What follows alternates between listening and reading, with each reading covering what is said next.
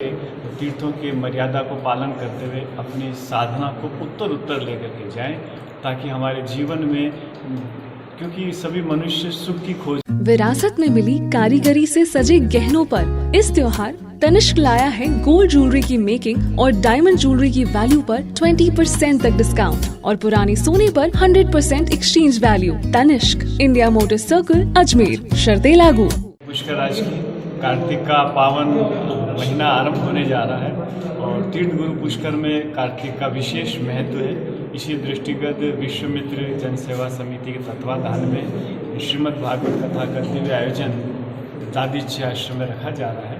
इसका उद्देश्य है कि हम अपनी आध्यात्मिक उन्नति कर सकें, तीर्थ के अंदर रह करके तीर्थों की मर्यादा को पालन करते हुए अपनी साधना को उत्तर लेकर के जाएं, ताकि हमारे जीवन में क्योंकि सभी मनुष्य सुख की खोज में भटक रहे हैं और ये सुख की खोज विश्राम स्थिति में आके पूरी होती है जब हम सत्संग से, नाम कीर्तन से, कथा से, हवन से, यज्ञ से, ध्यान में आवृत होते हैं, तो हम उस चेतना के अंदर एक हो जाते हैं और हमारे जीवन में सुख उदित होता है, आनंद उदित होता है। इसी भाव को देखते हुए 15 नवंबर से 21 नवंबर तक दादीची आश्रम में कथा का प्रवाह होगा। सायंकालीन सत्र में तीर्थ गुरु की महिमा का विशेष कार्यक्रम रखा गया है, दीपदान का उत्सव रखा गया है, सुंदरकांड का पाठ रखा गया है।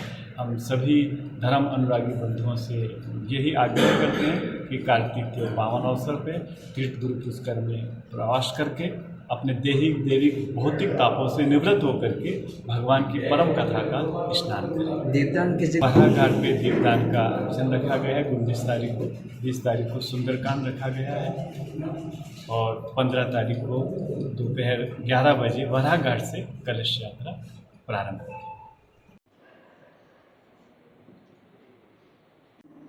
और कार्तिक मास के इस पावन सत्र में भागवत कथा होगी, आध्यात्मिक सत्र सांस्कार में होंगे।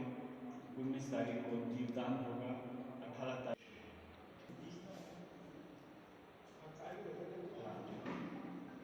इसी क्रम में 15 तारीख से तो का प्रदर्शन नहीं, वैसे तो है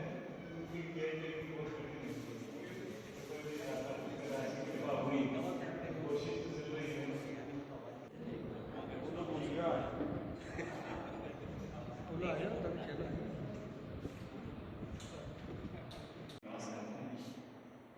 तो उसी क्रम में विश्वामित्र जन सेवा समिति भारतीय घर के तत्वाधान में 15 नवंबर से 21 नवंबर तक श्रीमद् भागवत कथा का आयोजन दादीची आश्रम पुष्कर में रखा गया है।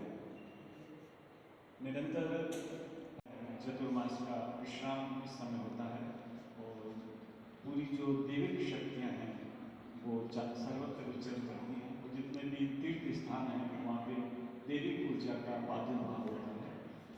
इसलिए कार्तिक मास में दान, पुण्य, श्रवण, ध्यान, साधना हमें अनेक फल देने वाली होती है। इसीलिए इस अवसर को